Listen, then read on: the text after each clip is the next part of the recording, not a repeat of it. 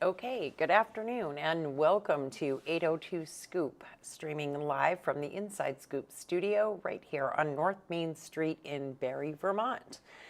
We have a special edition this afternoon.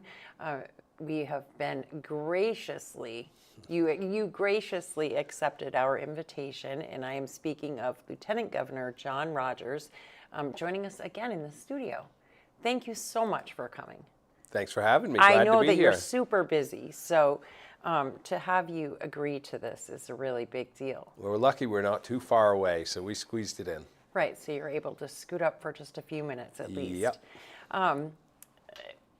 What's the big takeaway for you? Like, what do you have going on right now that you feel is most important? Well, there's a lot of things moving, a lot of discussions going on, but it's a little disappointing how little has actually got done on the big issues addressing affordability. And so we know that the education funding law is big changes, but I'm a little disappointed that the legislature hasn't made a little bit more progress on it, at least incremental steps at peeling pieces off, and I haven't seen much movement there. So that's one of the big disappointments, and there's some good pieces of legislation, some needed pieces moving forward. So some stuff is happening, but it's just so crucial to start moving the needle on education and education funding that I'm a little disappointed at the pace of that right now. And hopefully we get there. How much time is left? Well, there's the other thing that's a little disappointing to me, is that it sounds like they're planning on running through May, which normally we try to get done the beginning of May, and it sounds like they're every bit planning on being there through the end of May. So it sounds like the session is going to run long.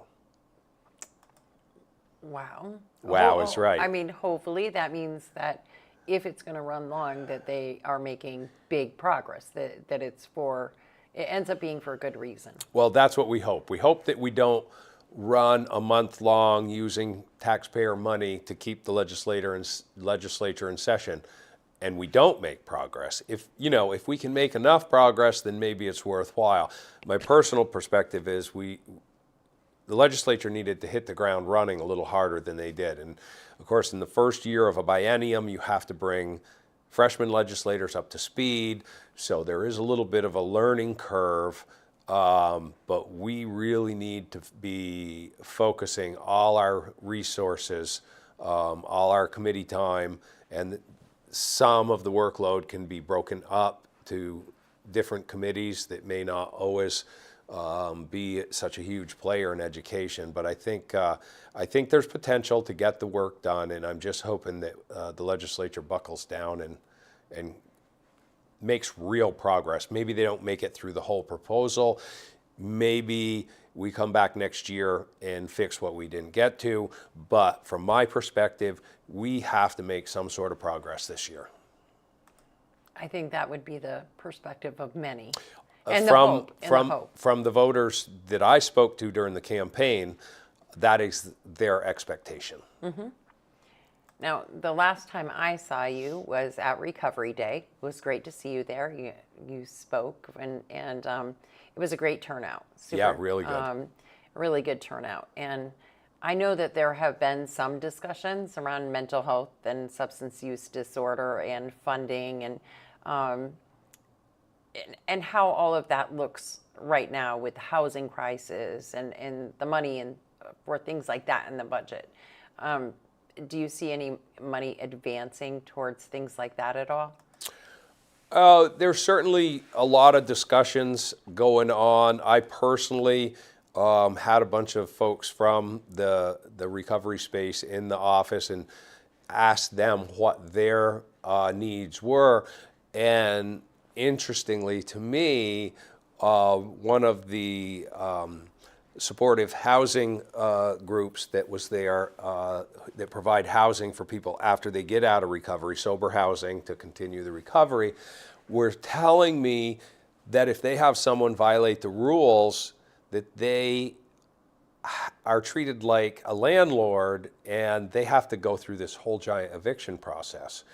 And the problem that they're having is, say, somebody brings a bunch of beer in or brings drugs in or something that affects the recovery of the other people living in that house, and they can't throw them out. And so I've been working with a couple senators, and we've actually got some language in trying to get that through so that they have the ability to, when someone violates the rules, they can say, all right, you violated the rules, you can't be here any longer.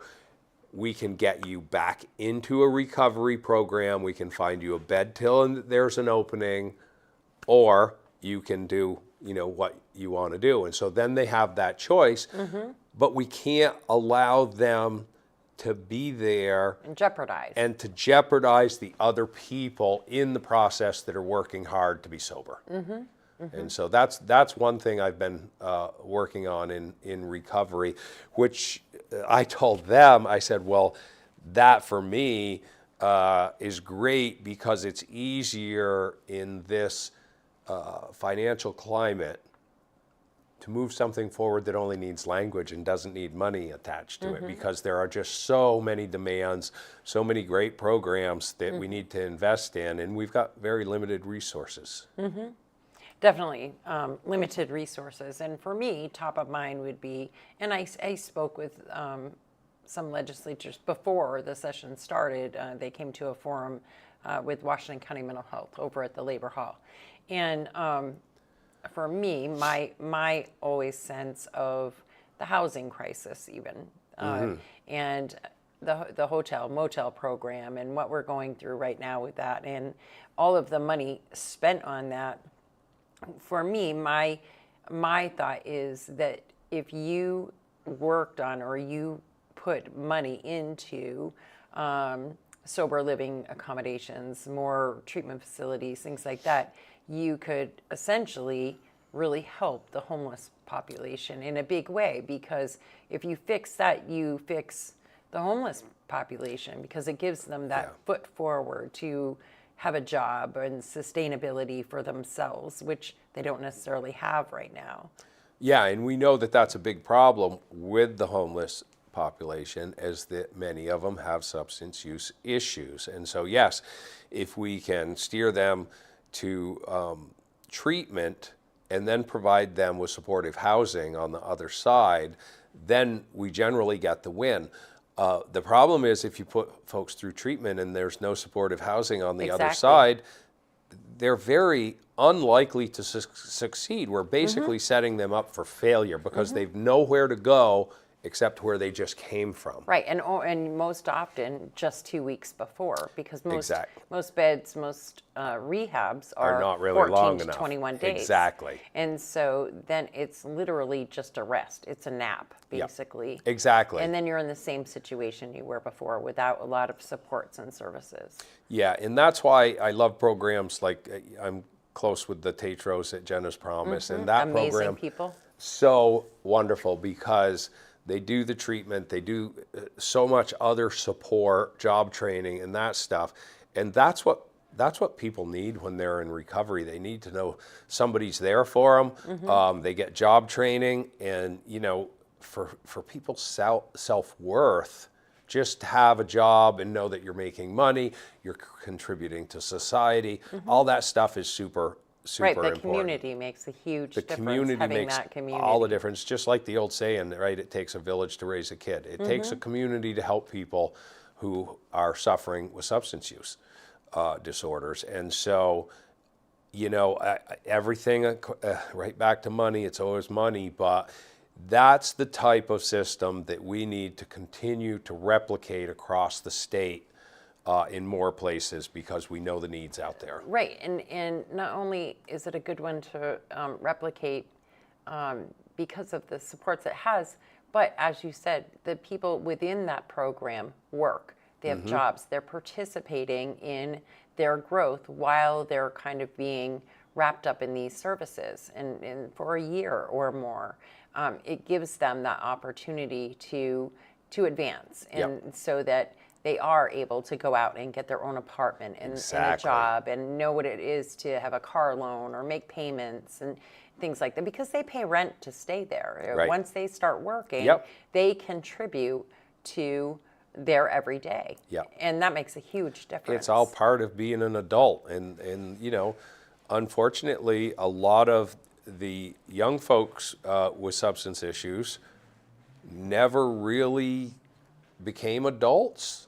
You know, they never had that responsibility. So it's like teaching them from square one. And a lot of times that's why they fall through the cracks. And if there's no job opportunity and there's nothing they like to do and no self-worth, it's very easy to fall into those traps. And, you know, the other thing we always have to be cognizant of is how do we do better in our education system so fewer people fall through the cracks and feel like that and you know, get hooked up with the wrong people and fall into the wrong crowds and do the wrong things. And so that's one of the things that I've been talking with a lot of folks about is really refocusing education. And you know, there's a lot of folks, a lot of kids, especially young men, who don't love learning academically, aren't really interested in college. And you know, we've got so many opportunities in the trades. And the other thing is, teachers will tell you in like 4th or 5th grade, they can tell a lot of these kids are not going to go to college, and you know, they can tell, oh, this one is likely to end up in trouble. And so if those kids aren't able to learn academically, how do we find a career path for them earlier in life? How do we put a wrench in their hand or a hammer in their hand and teach them some skills, find something they like to do, as opposed to, you know, having them study in books at things they're not interested in, not good at, and don't want to do. And so I think there's other ways to educate our kids, and not everybody needs to be on that college career path. I agree, and we have a beautiful school here. We have trade schools here, and which we're very lucky to have, and so let's use them. I know that here at the Central Vermont Career Center, there have been some classes and trainings that they've wanted to do, but they haven't had enough people enrolled. And maybe if they had, I don't know, when I was in school, things were so different. We had a guidance counselor. They figured all of that out with us. They worked, you know, and so they would have said, you know, maybe physics isn't for you. How about, you know, you try one of these? And things were so different than they are now. But having those opportunities, it's literally right here in our backyard. And so to see kids use that is huge. It's huge, and I think we've underutilized them, and I think we have undersold them to the kids in the younger grades. And that's what I think we have to do, is start getting them interested in the younger grades, so more of them are going to the tech centers so that we can provide more programs. And we have to look at the need across Vermont. What are the professions we need, right? We know that we need nurses, and we know we need carpenters, and we know we need plumbers, and so figure out what the job demands are and make sure our youth have access to at least early training, at least exposure to those jobs. And then, you know, some of them may want to go on to Vermont Technical College or another technical college and get further training, but there's a lot of stuff like carpentry and welding and electrical and HVAC where they can go to work right out of high school. They don't need the college debt. Yeah. and they can start making money, continue their training on the job. There's a ton of companies that do apprenticeships and will train people. And, I have a cousin that went to trade school in high school. He went to work for a big electrical company, worked his way up till he got his master's. Then he went out on his own, started his own business. He makes great money as an electrician and can't do all the work people want him to do. So there's real opportunities there without the 4-year college and the expense and the student debt. There's so many college kids end up paying for too long. And a lot more of those trades type things are a lot more attainable for some students too, because it literally is hands-on. Hands-on. Yep, and that's it. And that's one of the things I love about the trades. You can learn it hands-on, but the other thing that's cool about it is, like, people who work at a computer all day, it's hard work. I wouldn't do it for $1 million. I can't sit at a computer all day. It would make me crazy.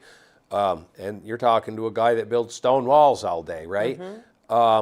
But at the end of the day, when you're in the trades, you can stand back and look and go, yeah, I built that. And at the end of the job, you can look at it and go, yeah, I built that thing, and it's going to be there for generations. And, it's just, there's something very gratifying about it. A lot of pride right there. A lot of pride, for sure. yeah. Yeah, and someday you'll be driving by with your grandkids and you'll say, I built built that wall. Yep. Yeah, and you probably won't be saying that about other things, Right. something behind the desk. Right. There's not going to be anything. Nothing stays more than 30 days. They delete it now. Yeah, that's the new rule. So, I mean, yeah, it is. It's a huge deal. Let's talk about the budget and what you're all going through right now and the back and forth. Let's talk about that a little bit, because that's, of course, the big question is to support, not a lack of support, enough support, backing the governor, the veto.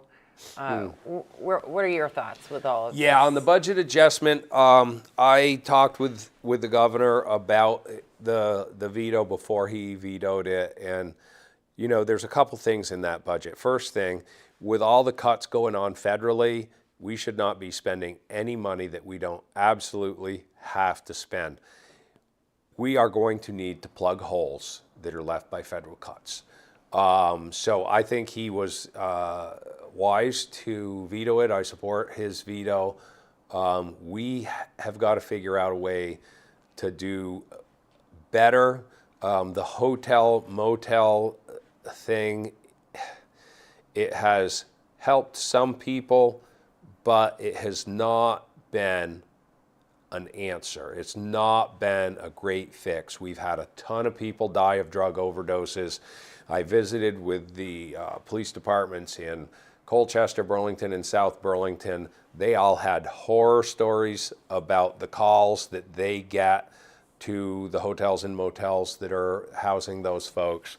One officer told me that pretty much all of the places that they respond to, some drug dealer will set up in one of the hotel motel rooms.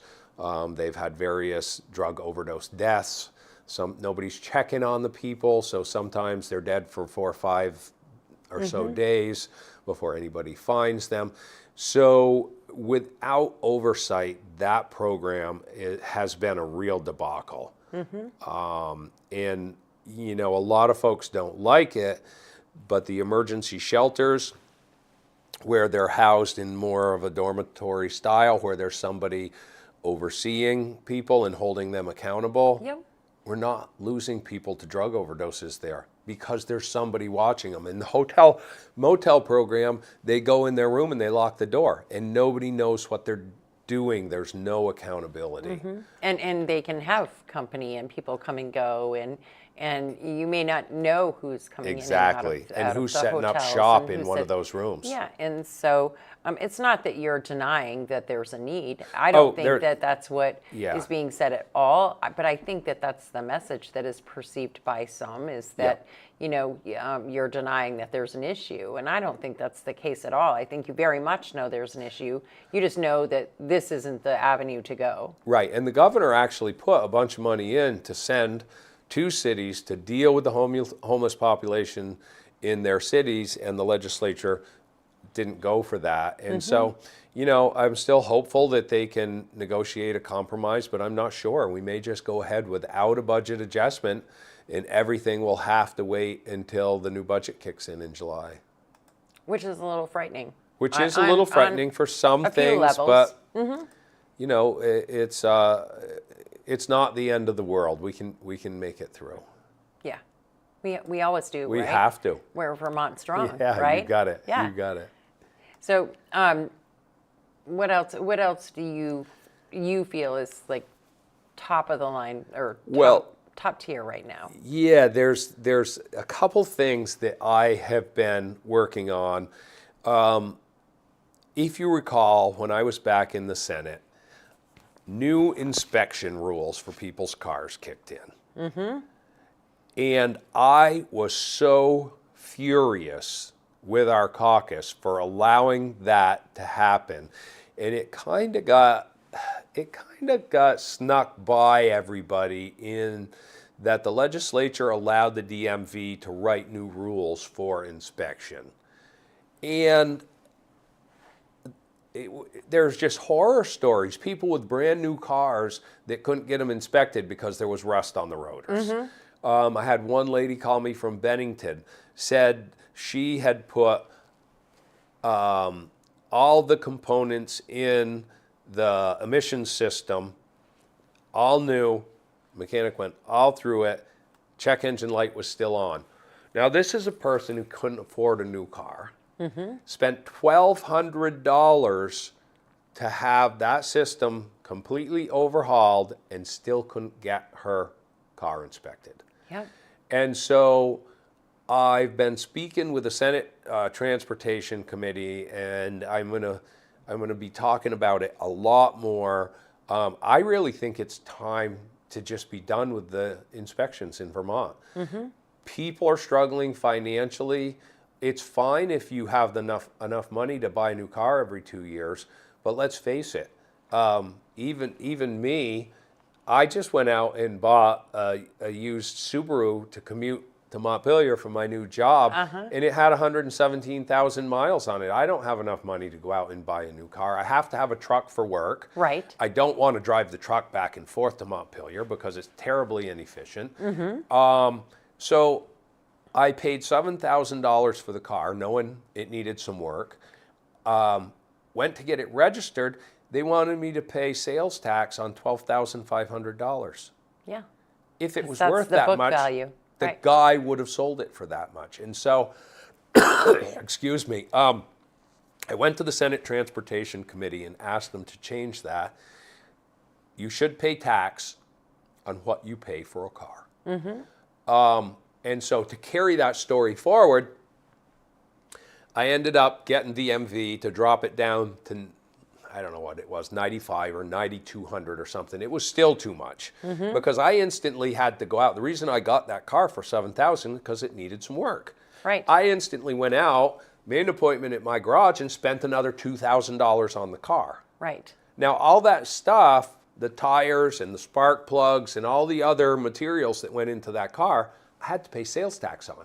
Right. And I had to pay the mechanic, and he has to pay tax. And it is so unfair, and it is targeting the people who can least afford it. Mm-hmm. It's targeting people who don't have the money to buy that new car every 2 years. And so those two things, I'm on a mission to get those changed. It's not right, and it's the only place in Vermont where you're forced to pay a sales tax on more than something is worth. Mm-hmm. And to finish up the story, so I've had this car for a few months, and so when I bought it, that was all the money that I had, and I said to my wife, well, both of our cars have over 100,000 miles. I saw a car, a Subaru, that I liked that had low mileage. And I said, well, maybe we should look into trading this in and having at least one car with low mileage. And so I stopped in and looked, and guess what the dealer offered me for my car for trade-in? My car that the DMV said was worth $12,000, dealer offers me $6,000. Yep. Now, the world I grew up in, everything is worth what you can get for it. Right. And so it just really shows how unfair the state system is. Because we all know that cars in Vermont, used cars in Vermont, especially over 100,000 miles, are not worth what a car in Oklahoma or North Carolina is. Yeah, definitely By the not. time they have 100,000 miles, it's a 2013, rust is started. And we know after rust starts, there's a limited number of years you're going to get out of them. And so to even use what used to be the NADA book, it's now J.D. Powers that gives the estimates of what a car is worth. To even use that in Vermont isn't fair, because that's a nationwide average. And in almost every other state in the country, used cars are worth more than they are in Vermont. I'm sure, but what is funny about that is a lot of times, if you travel down south to buy a car, you can buy a car that's rust-free for way less money than you can buy a car up here that's full of rust and problems. Yep. So it's definitely a catch-22. We have a faithful listener, Glenn, who says, he says that his truck has 7,000 miles on it, and he's put 2 sets of rotors in it because of the inspection. Yeah, and that's absolutely insane. So that standard of rust on the rotor is supposed to address, we don't want to let rotors get so rusty that when your calipers squeeze it, it crushes it and breaks. Surface rust should not be an issue. It's not. They're making people waste money that is totally unnecessary. And a lot of money. And a lot of money. And you know what? We're one of very few states that has an inspection system. Most states don't have it.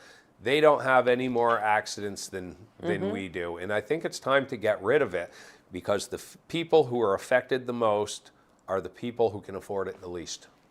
I had a question prior to coming in today, and one of those questions was, do you think that we could save money at the DMV by going digital with registrations and licenses? I guess other states have done that, where they're not sending out all of the paper stuff, especially now that they have online services.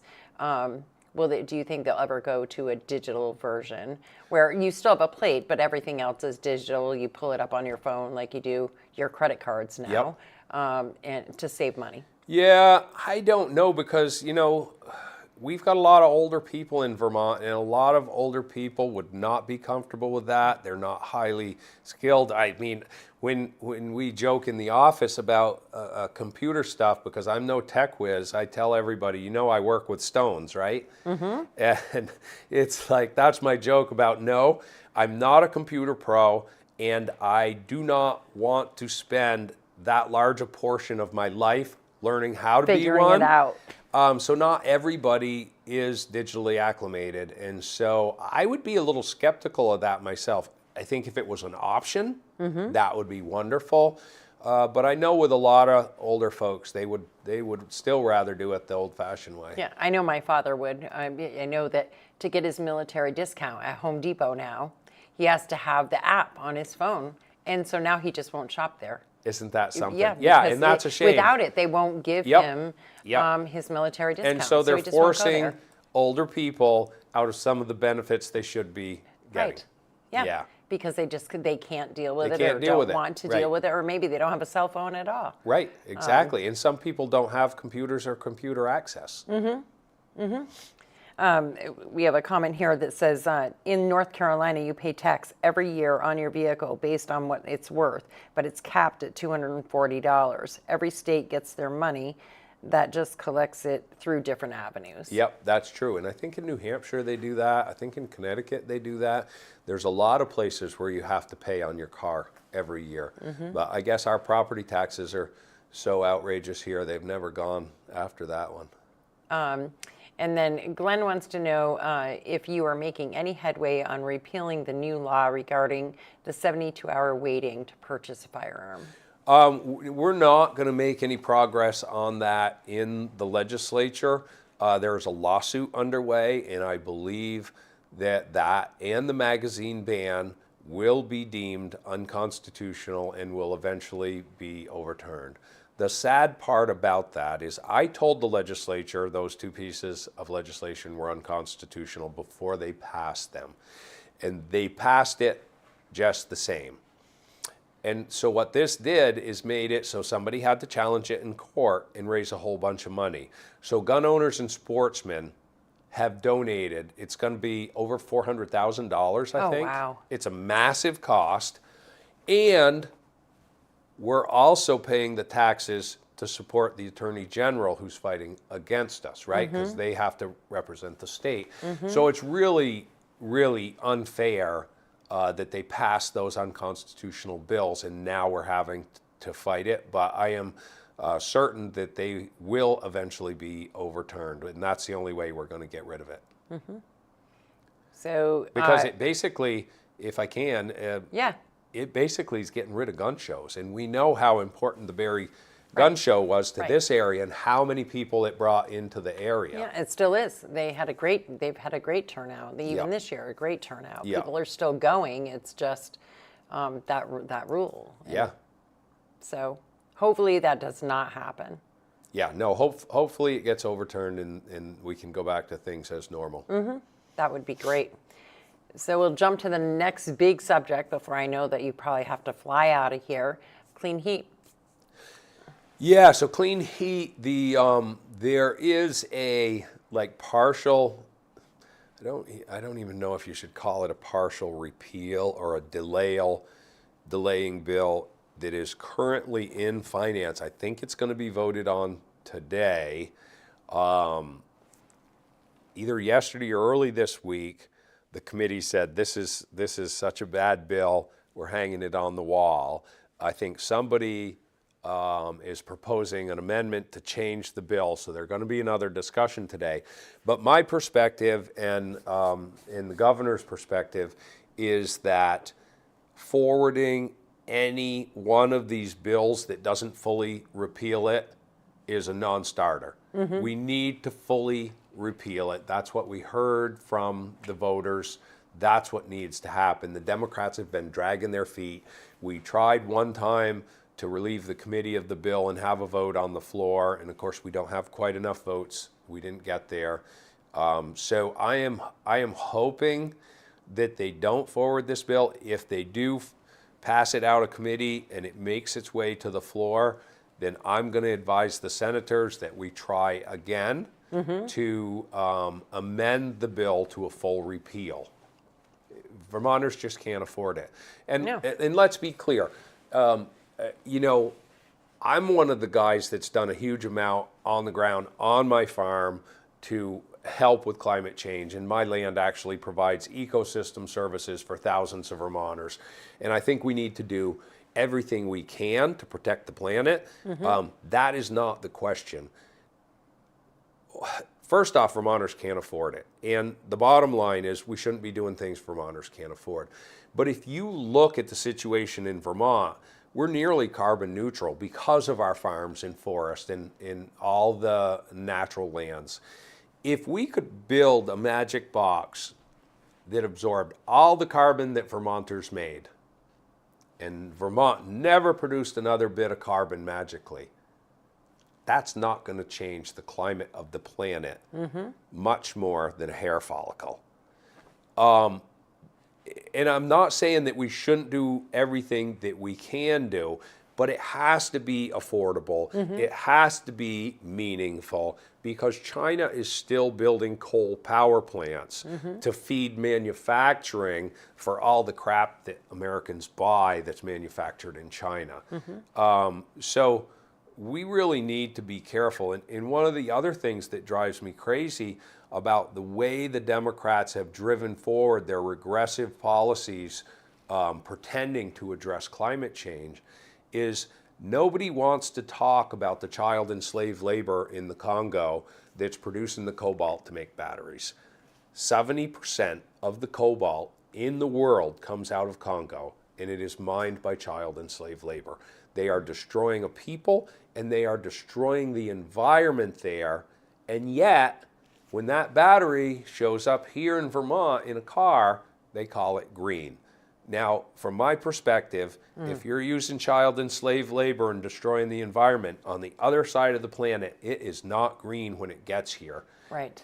And we need to do the full equation of everything that comes here pretending to be green. We need to make sure the materials are sourced ethically, that the people that are mining or building those materials are treated properly. I talked with a young solar developer here in Vermont, and he told me he was able to source all his solar panels made in America. Most of the solar panels that folks are putting up in Vermont are made in China. Now, in China, there are no labor standards, so they're probably not being paid well, they're probably not being treated well. There are no environmental standards, they're probably dumping all their toxic waste in the river out back. Then they put those panels on a giant ship, a freighter, that's run on number 6 crude oil that burns all the way across the ocean to drop them off here, and they want to call them green when they get here. And so, from my perspective, when we talk about renewable energy and things to do to improve the planet, we have to make sure we're doing the whole equation. What's happening on the other side of the world before those products get here? Yeah, it's all part of the puzzle. We're all part of the same planet. Yeah. And like you said, what we can do here as far as fixing is such a small, that's a whole lot of bleeding that we're being asked to do for a sliver at the moment. And but that's what I'm getting at, really. when you're thinking about all of the things that you can do to contribute, maybe it could be a little more than a sliver, but still we need less bleeding. Well, and I think, so like I mentioned my farm, and I do a lot of things on my farm with cover crops and rolling them back into the ground to build soil and sequester carbon. And it helps when we have a bad storm, it makes it so more water goes into the ground. There are a ton of land-based things that we can do right here by properly managing our agricultural land and our forest that I feel do more than, solar panels and heat pumps. I'm not saying that those two things are bad. I am saying that those things are also manufactured, have bad chemicals in them, have a life expectancy, have to be disposed of somewhere. They have a lot of carbon inputs to build them, where when we're actually working with nature, and one of the things that I want Vermont to do is grow more of our own food. We have great farmers, we have great soil, and the right thing to do for the planet and for food security is to grow more of our own food. And so that's one of the things that I'm working on. And for our health. And for our health, it's better for us, right? Yeah, the stuff they put in the food, nothing tastes the same anymore because it's just so packed full of chemicals. And that's the other thing. You might be thinking you're eating healthy and you pick up a head of broccoli, but you don't really know what's been sprayed on it. And so it's pretty important for quality of food and food security to grow as much of our food here as we can. That would be wonderful. I always try, in the summer, of course, you always try to buy as much as you can local while it's happening.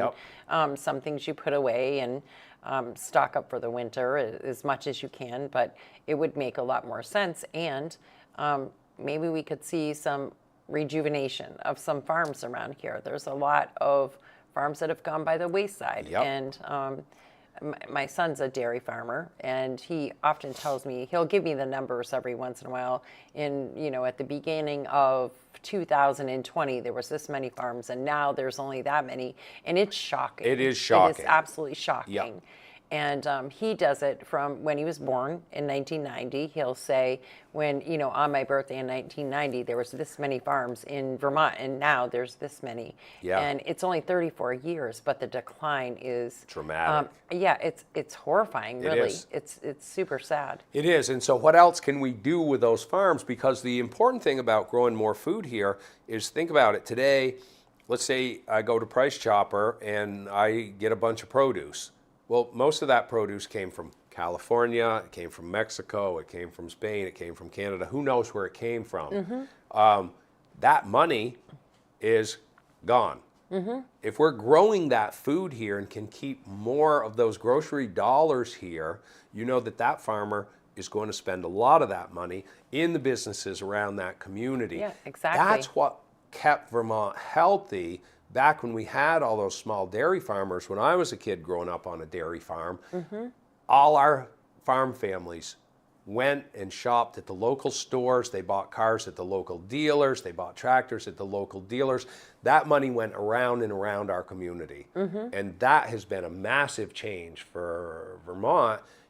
And when those small farms disappeared, the majority of them, tons of those small car dealers went out of business. Yeah. The small tractor dealers got gobbled up by big ones.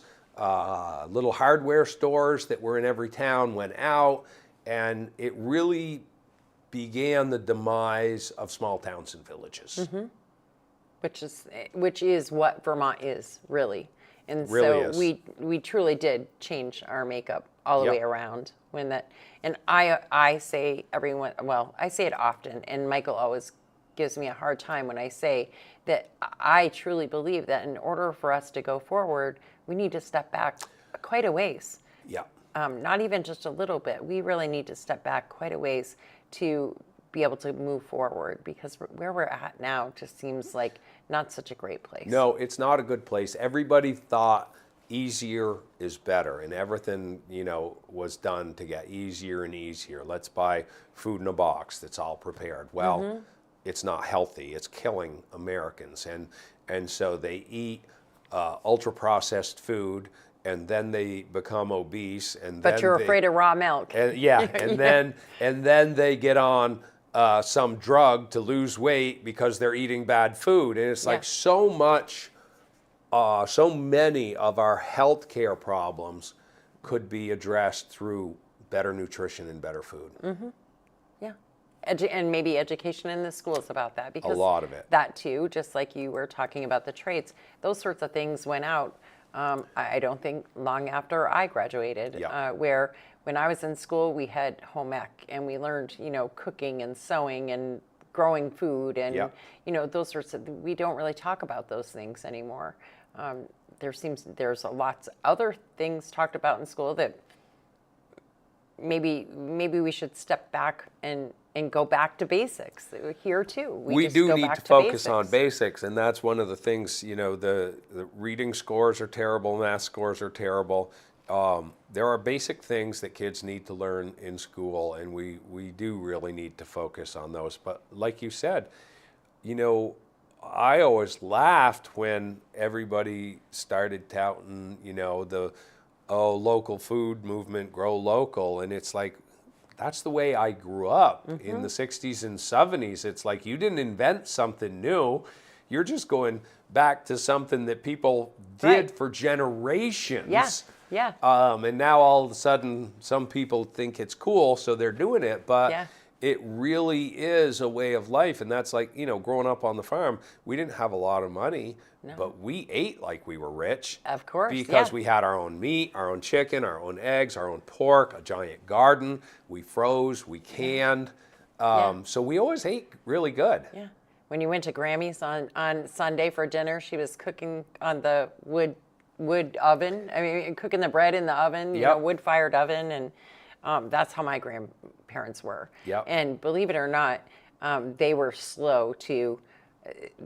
My grandmother cooked in the wood-fired oven until at least 1975, 76. Good for her. Yeah, it was still around. Yeah. I mean, she had the gas stove by Yeah. then as well, but she still, when she did her baking and her donuts and things like that, that's what she used. She used Yeah. the Wood-fired stove. When my kids were little, we had a wood cook stove for a while, and I loved it. And it just got to the point where we didn't build the kitchen around it. We kind of fit it in, and so it was kind of in the way, and so we ended up parting with it. But I did love the days when you could get up in the morning and fire it up and cook the breakfast on the wood stove. It was wonderful. It's a big difference, isn't it? It is. Yeah. So, well, I will not keep you any longer because I know that you've had a long day and you probably still have plenty more to do. But thank you again so much for being willing to come in and speak with us for a bit. And we'll have to catch you in a couple of months when things are simmered down. And happy to drop by. That would be awesome. And you can keep us filled in. All right. So thank you so much for joining me.